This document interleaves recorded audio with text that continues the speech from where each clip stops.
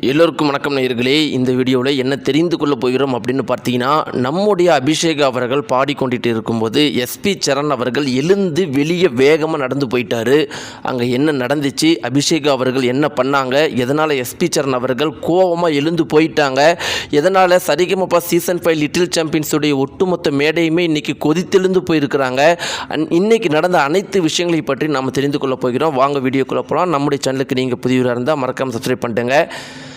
நேயர்களே, Sa Re Ga Ma Pa season 5 little champions ஃபைனல்ஸுக்கு வந்துருச்சு. அபிஷேக் அவர்கள் நம்ம எல்லாருமே நினைத்த மாதிரி ஃபைனல்ஸுக்கு போயிட்டாங்க. உண்மையை சொல்லப்போனால் அபிஷேக் அவர்கள் ஃபைனல்ஸுக்கு போகலைனா தான் அதிர்ச்சியை தவிர, அபிஷேக் அவர்கள் ஃபைனல்ஸுக்கு போனால் அதில் எந்த ஒரு அதிர்ச்சியுமே கிடையாது.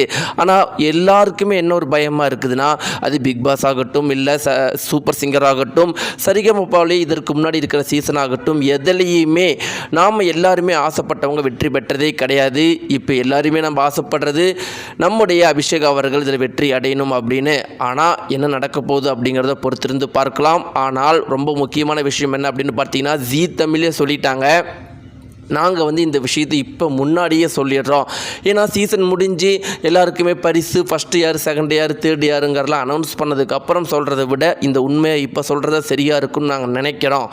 இது வரைக்கும் நாங்கள் எத்தனையோ சீசன் நடத்தியிருக்கிறோம். ஆனால் எங்களுக்கு இந்த சீசனில் கிடச்ச டிஆர்பி மாதிரி இது வரைக்கும் கிடச்சதே கிடையாது. அதுவும் எப்பெல்லாம் அந்த அபிஷேக பாப்பா பாட ஆரம்பிக்கிறாங்களோ அப்போல்லாம் எங்களுக்கு டிஆர்பி ரேட்டிங் உச்சத்தை தொடுது. அதனால் அபிஷேகா பாப்பா கண்டிப்பாக ரொம்பவே சூப்பராக பர்ஃபார்மன்ஸ் பண்ணுறாங்க.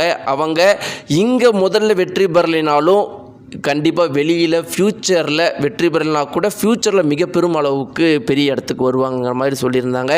இதுவே பார்த்தீங்கன்னா எல்லாருக்குமே ஒரு அதிர்ச்சிகரமாக இருந்துச்சு. என்னடா இப்போவே சொல்லிட்டீங்களா, ஒருவேளை இப்போயே எங்கள் மனசெல்லாம் தேத்திட்டு இருக்கிறீங்களா அப்படிங்கிற மாதிரி பல பேர் விமர்சனங்களை சொல்லிட்டு இருக்கிறாங்க. எங்களுக்கு என்ன பண்ணாலும் அபிஷேகாவுக்கு தான் ஃபஸ்ட்டு பரிசு கொடுக்கணும் அப்படிங்கிறதுல உறுதியாக இருக்கிறாங்க. அதற்காக இப்போயே பார்த்தீங்கன்னா ஆன்லைனில் ஓட்டு போடுறதுல அவ்வளோ மும்முரம் காட்டிகிட்டு இருக்கிறாங்க. இப்படிலாம் ஒரு புறம் இருக்க, இன்றைக்கி ஒரு சம்பவம் நடந்திருக்கு நேயர்களே. இதுதான் ஒரு மிகப்பெரும் அளவுக்கு வைரலாக பரபரப்பாக போயிட்டுருக்கு. அது என்ன நடந்திருக்கு அப்படின்னு பார்த்தீங்கன்னா, நம்முடைய அபிஷேக் அவர்கள் பாடிக்கொண்டிருக்கும் போது கோபமாக எஸ்பி சரண் அவர்கள் எழுந்து போயிருக்கிறாரு.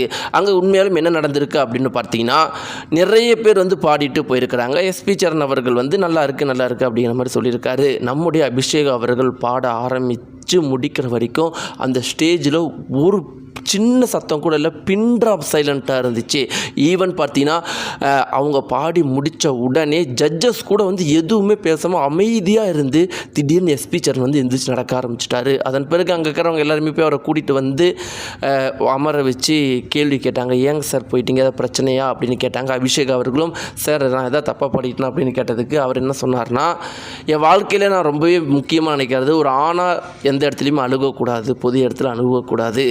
உன்னுடைய பாட்டை பார்த்துட்டு எனக்கு டக்குன்னு கமெண்ட்ஸ் சொல்லும்போது நான் கண்டிப்பாக அழுதுருவேன்னு எனக்கு தோணுச்சு, கண் கலங்கிடுவேன். அந்த அளவுக்கு நீ சின்ன வயசுல நல்லா பாடுறமா, நீ ஒரு ஏழை குடும்பத்திலிருந்து நீ இன்றைக்கி எங்களுக்கே சொல்லி எங்களையும் மிஞ்சுற அளவுக்கு நீ பாடுற.